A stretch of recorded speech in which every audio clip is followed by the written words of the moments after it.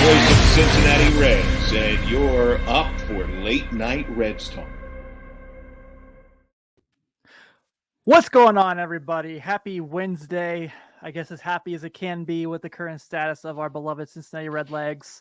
Welcome to another edition of Late Night Reds Talk Live, brought to you by the Believe Podcast Network and our good friends at Bet Online. Our partners at Bet Online continue to be the number one source for all your betting needs and sports info. Find the latest sports developments, including updated odds on the NBA playoffs, where my Chicago Bulls are playing here in about 10 minutes. Don't want to talk about that either. Fights and even more next season futures. And don't forget that MLB is back as well. Who are you picking to win the World Series? Probably not the Reds. BetOnline is your continued source for all your sports wagering needs, including live betting and your favorite casino and poker games. It's super easy to get started, so head to the website today or use your mobile device to join and use our promo code BELIEVE. That's BLEAV to receive your 50% welcome bonus on your first deposit. BetOnline, where the game starts. Also brought to you today by latenighreds.merchmake.com, where you can support our show and buying some cool t-shirts, dog bandanas, coffee mugs, shot glasses. We went and saw my wife's family this weekend, Nick, and her cousins all told me they bought coffee mugs to support us because they're Guardians fans and they don't want to wear Reds t-shirts. So I'll take it. Hey, I respect it. Yeah, absolutely. So latenighreds.merchmake.com. You can check that out. I know we've seen some of you post your t-shirts you have received in the mail. Thank you. It is so cool. That means so much to us. We greatly appreciate it. But we'll go ahead and get into introductions here. So yes, I am Tim Daniel, your regular co-host. We're without Carlos Guevara today, but we are with our excellent producer, the man who puts this together for us each and every week, Nicholas Kirby himself. How are you, buddy? Well, hi, Tim. How are you? Happy Wednesday evening. Happy to be on here talking some Cincinnati Reds baseball. Yeah, it's obviously a tough stretch when you lose 9 games in a row in April and you're 2-11 your first 13. And I know we're gonna get to it. I don't know, man. Where do we start with this? Because I feel like it's like anything that can go wrong has. The inability to score runs, bad luck plays, injuries, the bullpen kind of like sometimes it feels like they're squeezing just to like keep the team alive in a game. And you see situations like today where like you can see like Alejo Lopez, who is pretty well known for being a contact guy, can't make contact because seems like he's especially pinching at the plate trying to make something happen. It's just all sorts of hell right now with this team. And look, a lot of it's not their fault. You know, injuries happen. They're probably the most injured team in the league right now, if you had to like look around the majors. And also, you know, guys aren't hitting yet, you know, other than Stevenson, who's now out, and Naquin, and, you know, obviously Tommy Pham's starting to get his bat hot. Joey Votto got hits a couple days in a row, had a walk today too. There's not much to be excited about, obviously, besides the 2 young phenom pitchers, which we'll get to later in the show. Yeah, I mean, it's been the absolute perfect storm, you know, against the Reds. You've had, you already had a team that we all agreed had a small margin for error, get completely decimated with injuries early in the season. And then on top of that, you're playing a brutal schedule, many of the games on the West Coast, against a ton of left-handed pitchers. So it's literally just been everything that could go wrong has gone wrong. The guys that are healthy that you expect to produce, which is only like 2 or 3 of them at this point, Yeah. have all stunk. I don't know what else to say. I mean, it's been everything that it's been the worst nightmare, the worst, possible outcome really probably through these first um 12 games, 11, 13. I don't know, however many games we're at. 13 of them, yeah. 13. Yeah, 2 plus 11. It's yeah, I don't know what else to say. It's just, I mean, this team's not that bad. They're not 2-11. I don't care how negative you are. They're not 2-11 bad. Yeah. But I mean, at the same time, I think this team, if they stayed the roster as is throughout the rest of the year, probably goes above 500 the rest of the way. Whenever they get healthy. Yeah. But I mean, that's not going to be good enough, to get you to the playoffs or anything, because you're 9 games under 500 already. So yeah, I mean I guess anything's possible. I mean, the 2018 Reds that lost 95 games, like, had a 4-game sweep at Dodger Stadium and won went on some crazy runs. I mean, I guess anything's possible, but it's certainly pretty ugly right now. yeah, it's looking bleak. And like a lot of this, like I said, like, so if you go through the injuries so far, so Tyler Stevenson, Donovan Solano's yet to play a game. Obviously Luis Castillo, and then, the guys you get in the trade for Seattle, a lot of those guys are out. There's no TJ Antone. Wow, Nick literally put this together. Jose Barrero, Jonathan India. Moose was playing really bad before, like, he got hurt anyway. So maybe that, I don't know. I've kind of lost faith in that. I'm not going to lie to you. So this is kind of everyone. Max Schrock, like, you can go down this list of guys that they don't have right now, and that certainly makes things, lowers that ceiling quite a bit.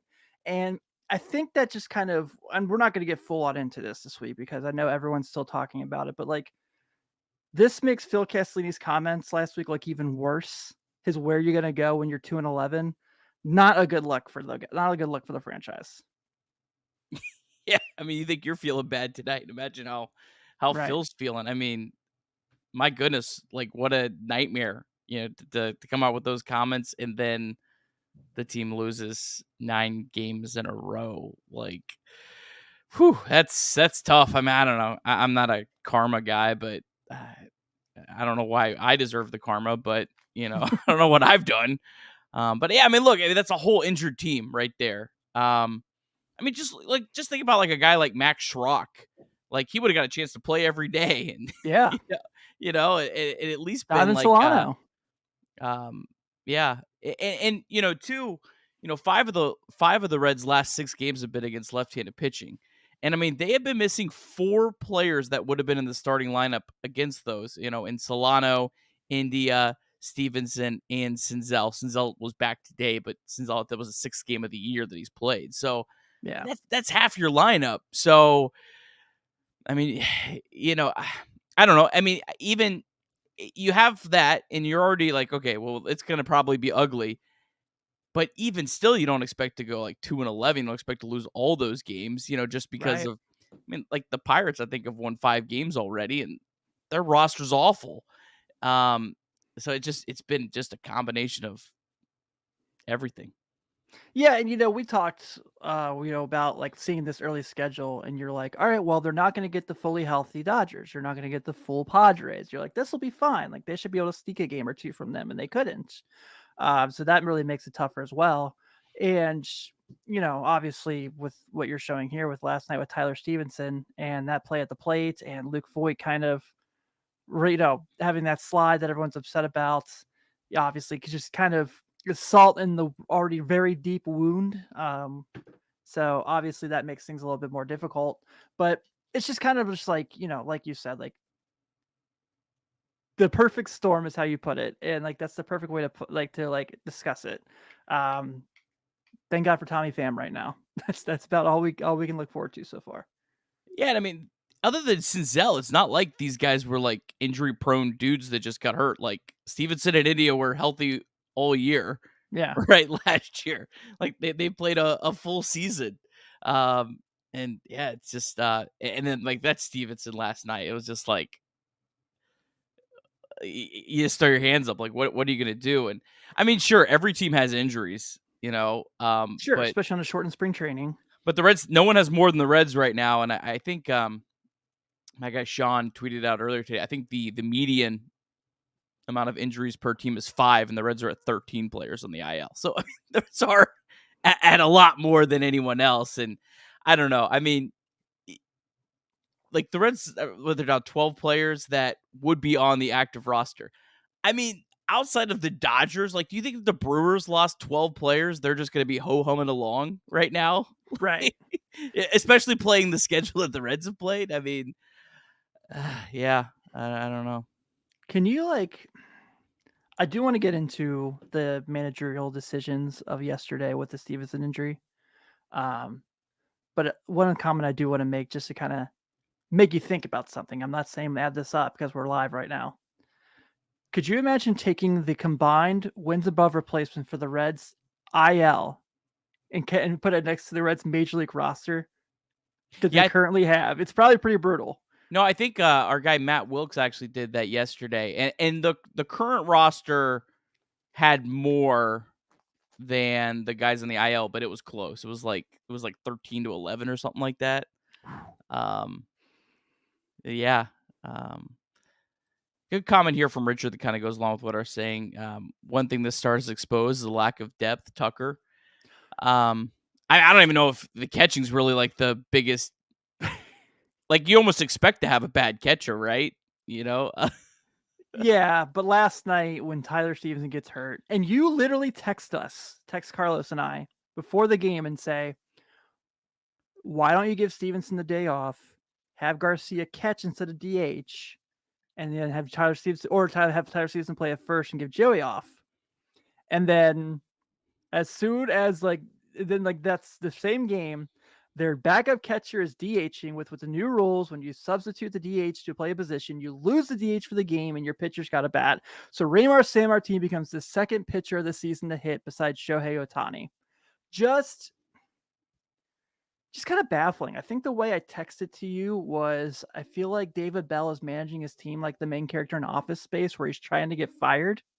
And that's kind of how that decision making kind of went. Like, there's no way you can say like, oh yeah, I forgot we were doing the universal DH, because you just did this 2 seasons ago. I know it was a shortened season, but like, you have to have someone on your bench, someone like when you're putting the lineup card out has to be like, God forbid Tyler Stevenson gets hurt. What do we do there?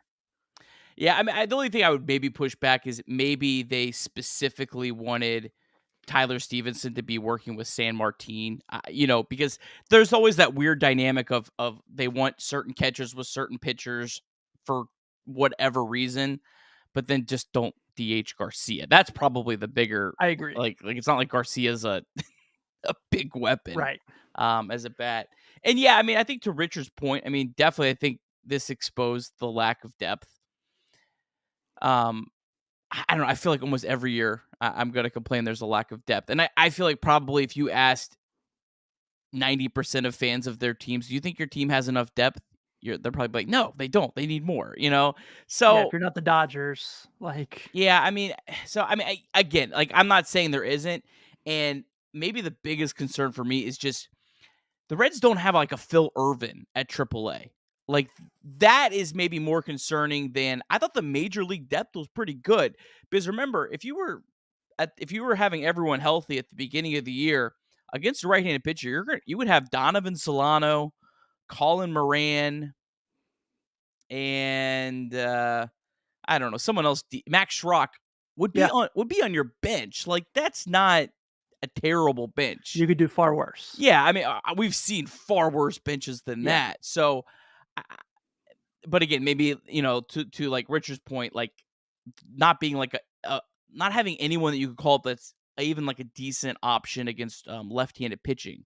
Like, you should have that. So, and again, the Reds have those kind of players close, like, and I mean, not close, but like, like the Reese Hines is a big right-handed bat, and they have some of these guys, but where it's like, it feels like there's this massive gap right now offensively from a high A, double A to the majors, to the big league. Yeah. Like there's just nothing in between. And, some of that's just the natural progression, I guess. Some of it's, probably some poor roster constructions. Like with most everything, it's probably a giant combination of everything, right? Yeah, I mean, I was gonna make the same point. So like, you look at like these guys we're hearing about that we're reading about, like the Ellie De La Cruzes and the Matt McLeans and the Jay Allens, and it's like, yeah, those guys are like 2 or 3 years away at max. And so that kind of like that gap of like the Jonathan Indias, the Tyler Stevensons, and Nick Senzels to those guys, those after the guys I named in the latter, the earlier, it's just such a huge gap. It's like, I don't know, man. It just seems like it's just kind of a total, maybe not lack of roster construction, maybe lack of organization depth construction is kind of where I have concern. Yeah, yeah. And some of it just is, I don't know. It is what it is. You can't like just change that on the fly this season. I'm sure they know. Right. I think they know where they're at. I'm sure, they're not like, oh, hey, we're happy with where we're at. I'm sure like, hey, this is a problem. It's something we got to fix. And every team's going to always have holes in their organization somewhere. Sure. And again, I'm not trying to sugarcoat it, but, it is what it is. Yeah. Here's, and then like, I know we shouldn't have to say this, but all the people that are looking at this and saying this is like David Bell should be fired, like, do you think like Tommy Lasorda could like win 9 games with this roster right now? Like, do you think like Joe Torre could win 9 games with this roster right now? I highly doubt it. I highly, highly doubt it. No, I'll pull up the offensive stats in case anyone wants to go through it. Unless you think that's David Bell's fault that there's all that Right. blue on there. It is what it is. It was a roster that needed a lot to go right and has had everything go wrong. And it is what it is. I don't know what else to say. Yeah. Good point here from Ryan. We need a third baseman badly. Well, yeah, they do, but they've got 3 of them on the IL right now. If you're counting, Barrero as a third baseman or Farmer, shift whoever you want. Basically you have 3. Yeah, Schrock. 4, I guess, if you count Schrock. I was counting Solano, Moustakis, and Farmer or Barrero, and I guess Schrock. So they all got hurt at the same time. I know. What the hell, man? Like, what were they doing during the lockout? Like, what were you guys saying? Were you guys just like chilling? Well, it's not even just that we've had like hurt injuries too. It's like the flu bug's been going around on top of it. Like, whoo, man. Have you ever seen anything like this? No. Maybe like the closest thing I can think of, and this is kind of going to another sport, but would be like what teams would put like in the bubble after the COVID, like when they played in the NBA bubble, and you'd be like watching the Brooklyn Nets, and it'd be like, is that Joe Johnson at 39 years old playing basketball right now for a chance to like win a championship? Like, that's the closest thing I can think of to what this is right now with all these injuries and all these guys out who opted out or whatever. Yeah, that or maybe like a September where you have a bunch of guys that could fight through it, but you're out of it. And so you just say, all right, Joey, take off the last 2 weeks. You've been banged up. That's what this roster feels like right now. It's insane. I've never seen anything like it. Yeah. Let's look at the pitching real quick, because I know this is kind of obviously like a hot button. And look, I cannot wait to get to a couple segments where we talk about Green and Lodolo, because they're the best thing to talk about on the team right now. Actually, I think I'm going to go see Hunter Green pitch on Friday. So if everything goes as planned, I'm pretty excited. But I'm going to try to send some positive here, guys. So all of our people in the chat, we love you. Please don't think that I am sugarcoating or like trying to shy away. But I have been really impressed with Alexis Diaz so far. I think the fact that he just pounds the strike zone as a reliever is a blast.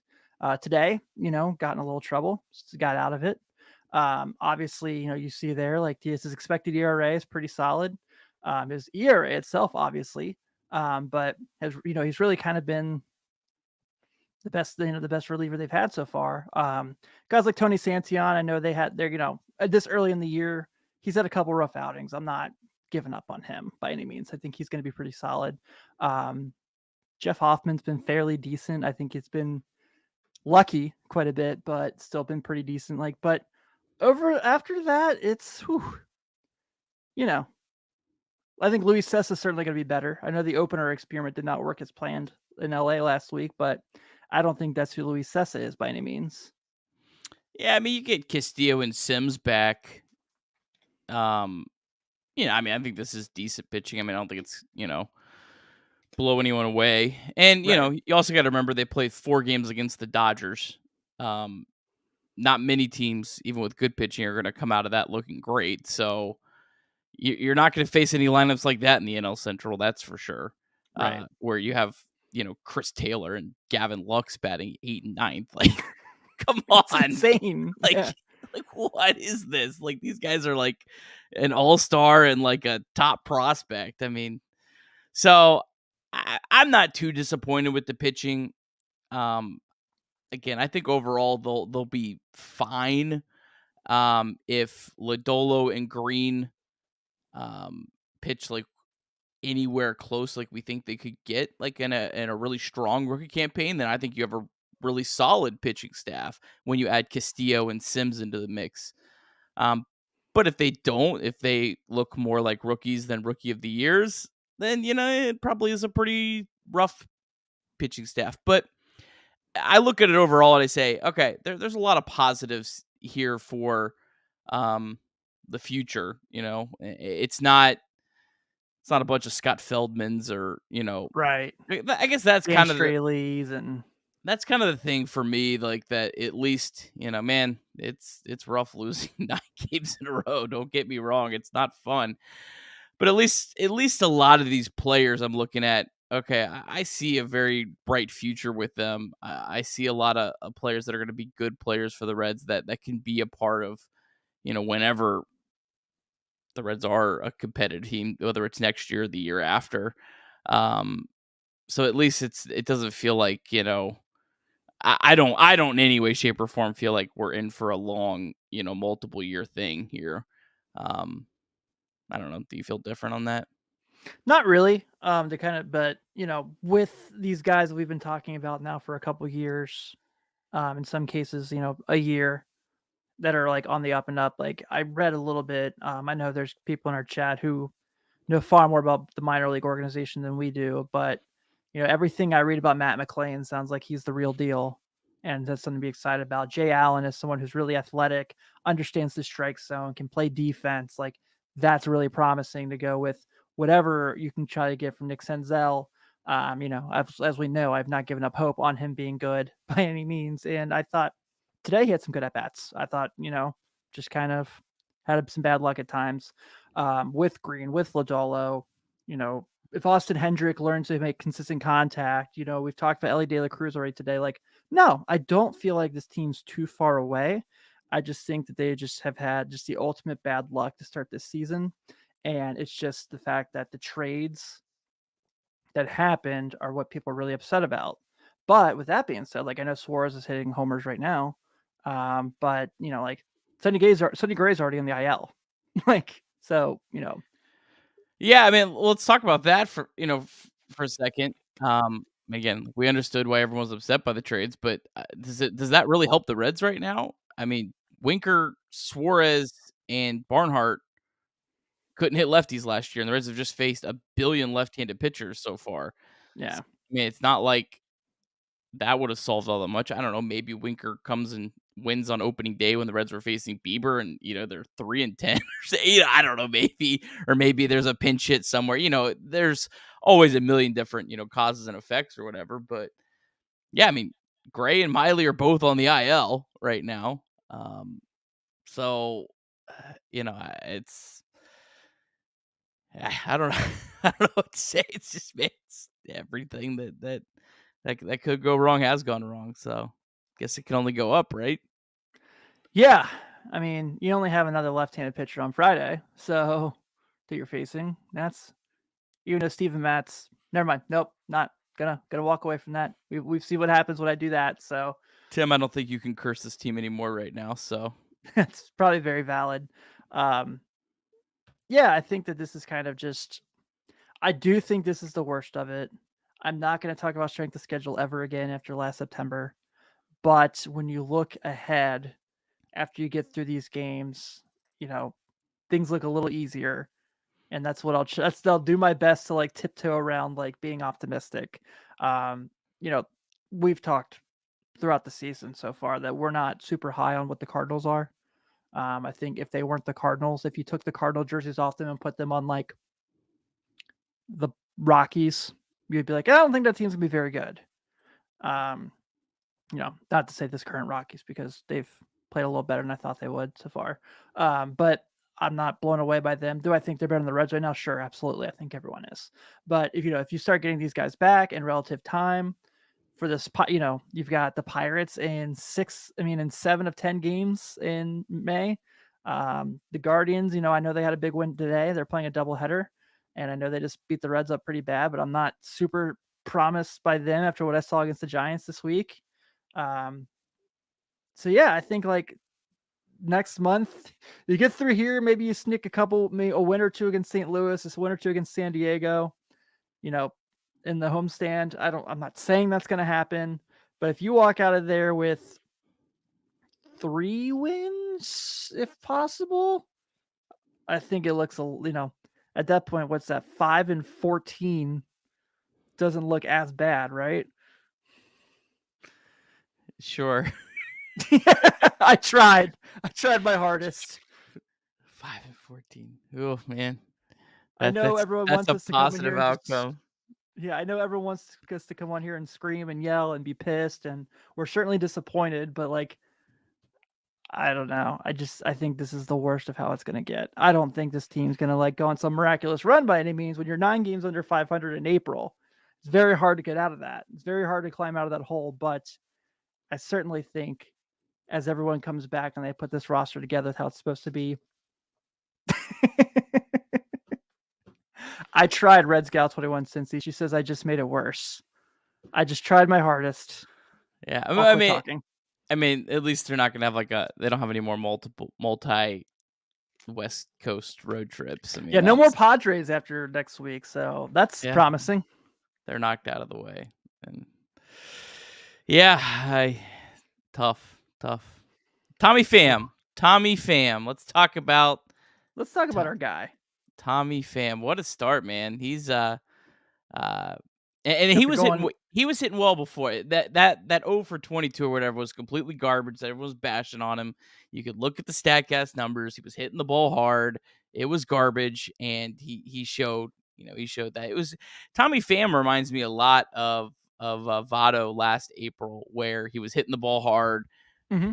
The Statcast numbers showed, hey, he's close. It's tough luck, and sure enough, broke out just like Votto did last year. So, hey, I mean, look, you could say, well, the one thing that I'm kind of weirded out by is I've seen a lot of people upset that the Reds signed a couple of these like 1-year guys to be like decent players this year. Like, why are we mad about that?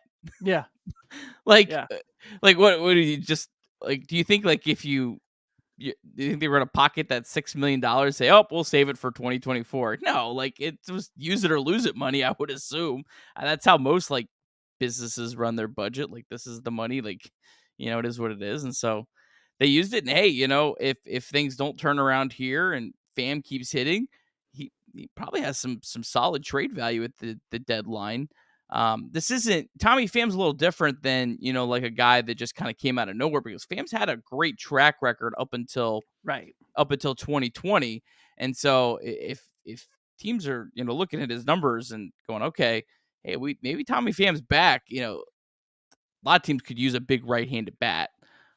So yeah, I mean, I think that certainly looks like a really, really good signing that, at least helps make this team a little more watchable right now, and maybe they can flip him, for something as well. Something I thought of, Tim. Nick. I know we've talked a lot about extending guys like India and Stevenson, which I think they should. India, I don't know if I'd be in as big of a rush to sign him as Stevenson right now, just because I feel like India right now is at like he's I don't know how much higher of value he's going to get to. You know what I mean? Like I don't know if I'd be in a rush to ink him right now. Like I feel like your best window is already passed. But beyond that, a guy like I think would be a really good extension candidate right now. Oh boy, is Tyler Naquin. Oh, okay. Okay. I was like, oh God, where are you going with this? He's a free agent at the end of the year. He's only 30 years old. I look at Jock Peterson. He just signed a $6 million deal, 1-year deal. And I think Naquin's a better player than Jock Peterson. I'd rather have Naquin. I don't know. This is like a 3-year, $15 million deal that you could ink him up right now. It feels like it would be attractive for him. Being a guy that's not really ever got paid. I don't know. I think that could be, and he could be a nice player. We have especially without you have the DH just to kind of be that platoon bat. So I don't know. I was just kind of thinking about him today. I think he could be a really sneaky good extension guy right now to help you. Because right now we're probably looking more towards 2023, 2024. And I think everyone's like, oh, we trade Nick with the deadline. Well, I don't know. He might be. I mean, look at his numbers as so far. He's off to a really, really good start. Had a great year last year. Started great, finished great. Yeah, I don't know. Yeah, that slugging's pretty nice. I'll take it. Yeah, I'm not against that by any means. I think that he certainly proved to be a part of the team for a little while. Whatever, if he's kind of, I kind of was like, but for the record, I would definitely extend India. I think he's going to get better and better. I think his continuous contact rate, I think, is going to continue to thrive. So I'm sticking to team 6.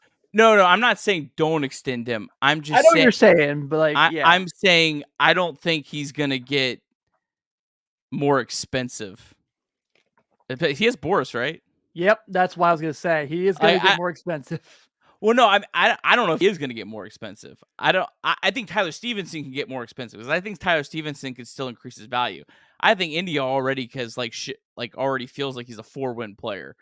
I mean, okay, I see what you're saying. Okay, I get that point. I just kind of feel like how much higher of a ceiling does India really have? Stevenson, there might be something there. I think like India, man, you should have locked him up before the season started last year. But I mean, who saw that? And that's the one thing the Reds should be doing more. Is I saw it a lot here up in Cleveland with the Guardians. Like they're signing like Miles Straw to like these sneaky little 5-year, $25 million deals. I think his deal is like maybe like 2 years past arbitration. Those are the kind of deals that can really, really just help you and give you more flexibility to spend other places. And if the Reds are doing that with a higher payroll than some of these, like the Pirates with Brian Hayes, if the Reds are doing this with double the payroll of those teams, they could really, really, I think, make some waves with that. So that's the kind of deals like I would really love to see the Reds be doing more of. Yeah, that's a great point because you look at Tampa Bay. I know this is a different scenario because he's otherworldly, but Tampa Bay signed Wander Franco to a deal through arbitration immediately after his rookie year. Was it? You might know this. I can't remember if I have the player right off the top of my head. Did the Astros do this with Jordan? Like they called him up, and then it's the day he got called up, he signed an extension through arbitration.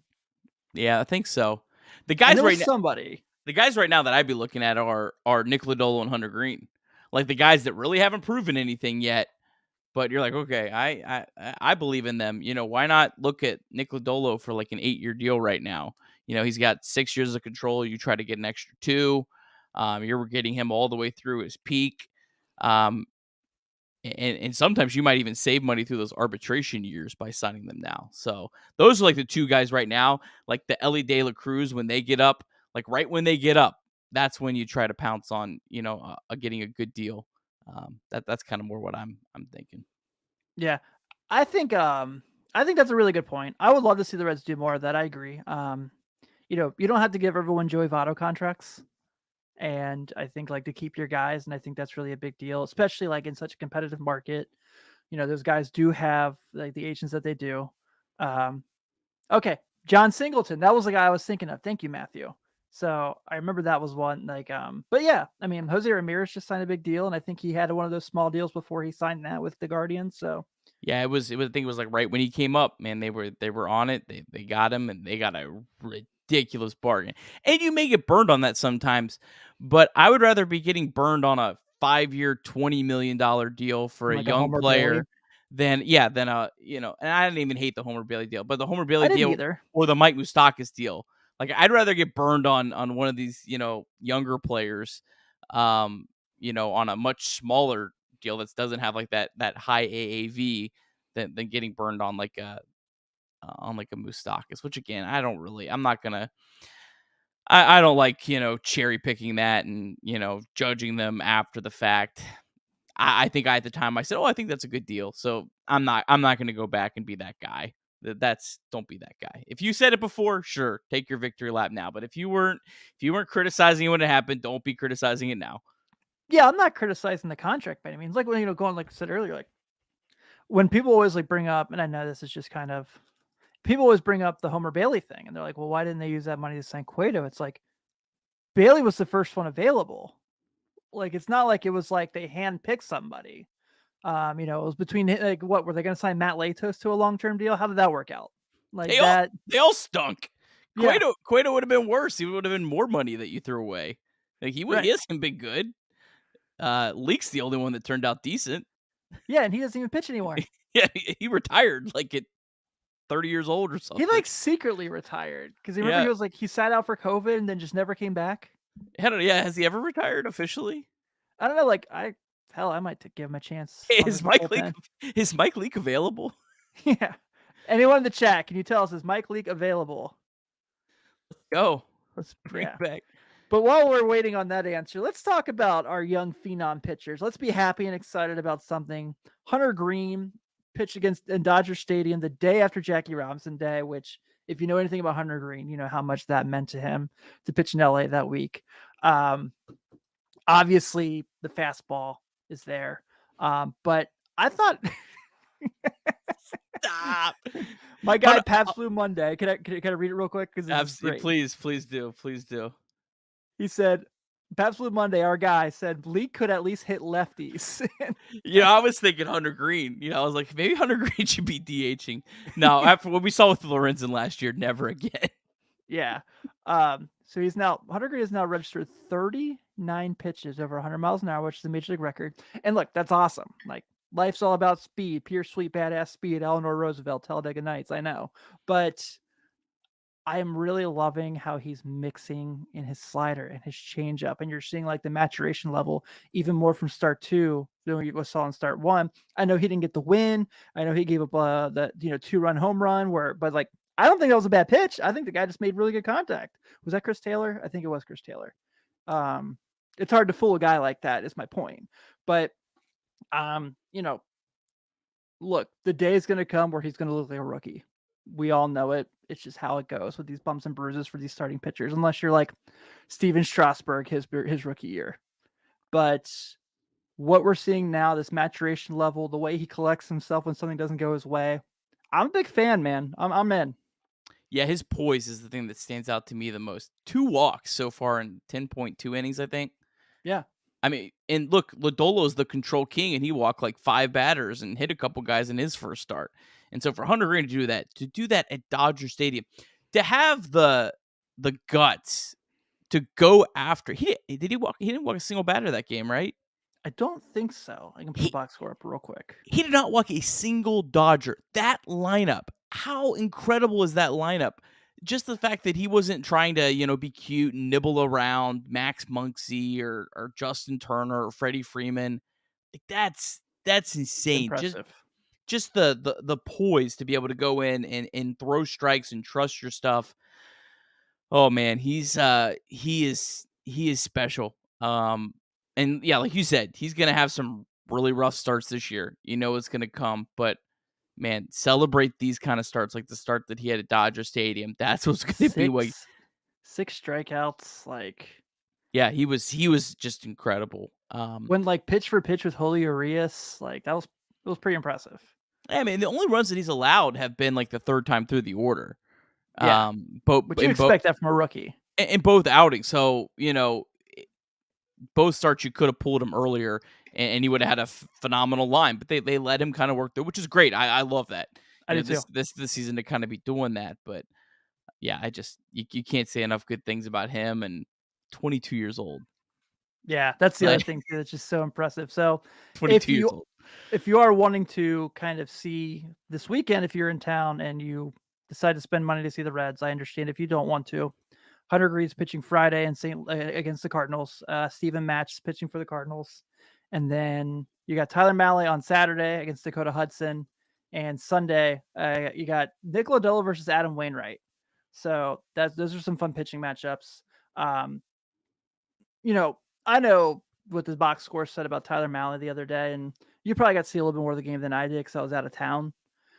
It felt like it was a lot of like just kind of continuation of the bad luck. I certainly think he didn't make his best pitches that day, but it certainly seemed like there was like some soft contact that got through kind of stuff. Yeah, he was about as good as you could be through those first 3 innings, was just carving up a great lineup, and then had some tough things break his way in the 4th, and then just the Dodger floodgate opened. So, yeah, I think it was showing the expected stats earlier. Against 2 starts, so don't make a big deal out of either the ERA or the expected ERA. But I think the expected ERA was in the 3s, and he was dominant in. Or no, he has 3 starts already. Yeah, Here it is, 3 starts. Yeah, no, I think he's gonna have a good start on Saturday. I think that's a good matchup for him. I do too.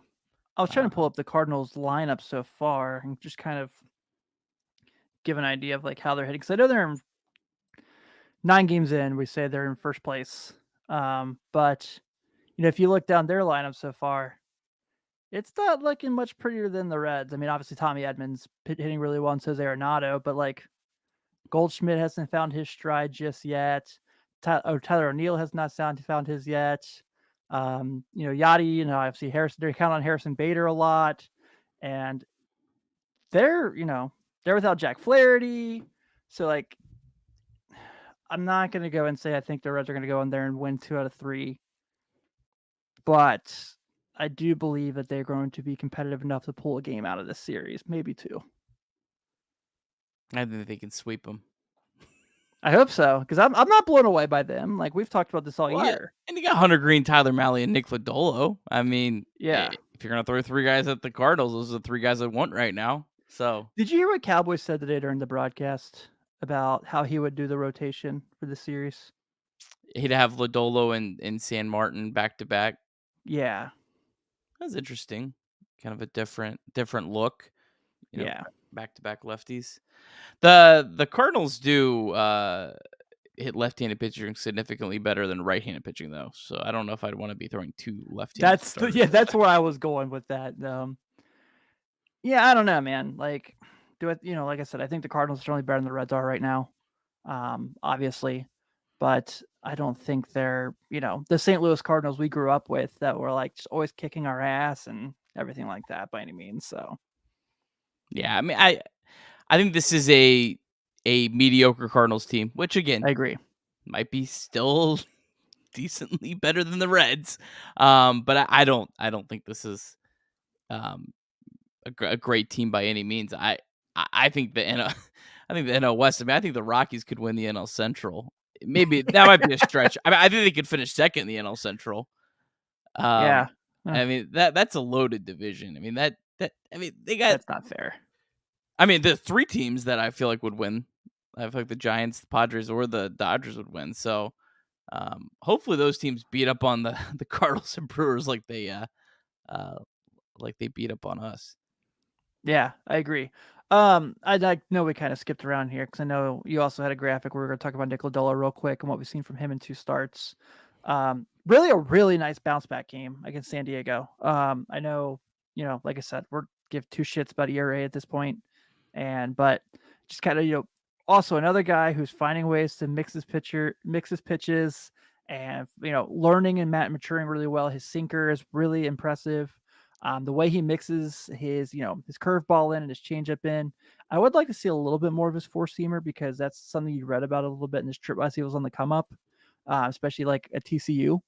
That was something he used quite a bit in college. I know it's totally different than Major League Ball by all stretch of the matter, but Yeah, I think that, what we've been able to see from Nick Lodolo so far, I'm not discouraged by any means. Yes, the Cardinals just won 2-0 against the Miami Marlins and had 5 hits. So about the same offensively as the Reds. But yeah, I'm pretty cool with what we've seen so far from Lodolo. I'm excited to see how he pitches Sunday, especially lining up against Waino, who's 130 years old. Who the Reds have hit really well the last couple years. No, I mean, Yeah. I don't know if they did the Better Reds lineups than are what the they Reds have right now. going to have any of the same players other than Votto out there? I hope number one, I hope Tommy Pham's revenge tour continues against his former team in the Cardinals. I hope he just wants to make all these teams living hell. But yeah, look at Lodolo if you're watching. Look at the graphic. Look at all that blue. I mean, against that Padres lineup, which is a pretty decent lineup. Yeah. That was a better matchup for him because there's several left-handed batters in that lineup. I mean, Cleveland should have been a good matchup, but they do have some pretty solid right-handed bats. But yeah, I mean, he had a lot of weak contact in that game too, and 8 strikeouts. That's really impressive for his second start. And yeah, I mean, these are the two guys. I mean, when you have Lodolo and Green pitching, those are the. I mean, I'll be watching every night, but those are the nights I want to be a little more locked in. And Hunter Green, Friday night on Apple TV Plus, got another game. How'd you like the broadcast, by the way? Well, I didn't get to watch the whole one because I actually went to Cleveland's opening. That's right. You went to the Guardians home game, opener, which was cool. Nice to get to a baseball game. So I got back about like the 4th inning, but I like it overall. I do too. I get why people hate it, but you got to remember this is kind of something that's they're trying to be a little different. I think they're trying to be fun, and I think that's good. Like, again, just don't be mad when Katie Nolan, she's not there to give you hardcore baseball analysis. Right. She's there to be entertainment. They're trying to attract younger fans. It's just like the pitch clock and things like that. Yeah, we don't need that, but we're dudes who watch 162 stupid baseball games. Like, most people are not like us. Like, that's not normal. So they're trying to attract people outside of us. And I think that's a good thing for baseball. So yeah, I love the stats. I love and the graphic and the presentation is just really, really crisp. It feels like the gameplay presentation on MLB The Show. Yeah, it does. Yeah. I like it. Yeah, I'm excited. I will likely be at the game Friday. So, do you know if at Apple TV Plus will they have the replay on there? If you can go back and watch that, I don't know if I read that anywhere. I believe so. I believe they have them up on demand. I actually think they'll end up on MLB TV. Okay. Because cool. the games that are on ESPN, you can't watch on MLB TV live, but you can watch afterwards. Yeah. But Reds getting Apple TV 2 weeks in a row. How about that? Yeah, I mean, who doesn't? Why would you want to show any other team right now? I mean, yeah, exactly. I think real quick, what I touch on. So it was announced this last couple days. Luis Castillo will be making a rehab start this week in Dayton. God knows that we could have him back so much sooner. Have you watched Severance? I have not watched Severance. I just finished it. It's weird but really cool. And yes, past Blue Monday, the Reds baseball does feel like Severance. Yes. The Reds on Apple TV is like the Jaguars Texans on Thursday Night Football. Hey, you know what? They probably still draw 20 million ratings. So, you know what? Haters gonna hate. Yeah, I'm with you. So same, Tanner. Same. Yes, Tanner. We understand. So I think they said that's like he threw 35 pitches yesterday in a simulated game, and then they said he's gonna throw 50 in the Dayton game. Yeah, sounds that I have no idea. I'm sorry. Yeah, that's what Sadak said in the broadcast today. But obviously, good news that he's going to be soon. I think they said they're planning on 2 rehab starts before he comes back. So if he pitches Sunday, pitches Friday, let's say. Let's get him back for a home game against the Pirates. Let's let Luis. Although honestly, I mean, the Brewers don't have a incredible lineup. And that might not be a bad one either. Just don't make the poor guy start his first game in Colorado. Yeah, no kidding. And I mean, not to mention one of those, the Saturday against the Pirates is a doubleheader. So yeah, I think I'm gonna be in town. I'm still working out some details. So I already told the wife that I'd be going to one of those games with you, so you better. Yeah, I'm pretty sure. Fingers crossed. Sweet, awesome. I'm excited. And then I'm planning, if everything goes as planned, should be coming up for the Tuesday Guardians game. So I'm excited.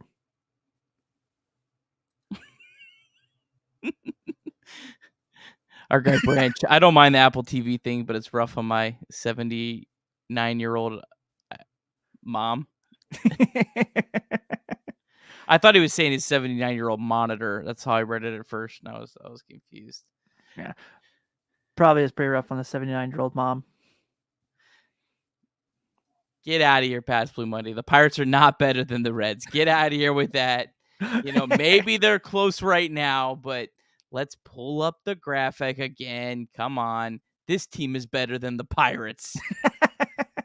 The Reds IL roster is better than the Pirates. Yeah, you can play with that roster in MLB The Show. Just all the injured guys. Yeah, I mean, hey, I think that roster wins 70 games. That roster wins 70 games with the rest of your pitching be all Jeff Hoffmans and the rest of your bench bats all Alejo Lopez. That team still wins 70 games. Yeah. I'll be realistic. Is this the year that we're gonna have to start looking at the minor league draft? I mean, the college, the first year draft, so we can know who the Reds are drafting. No.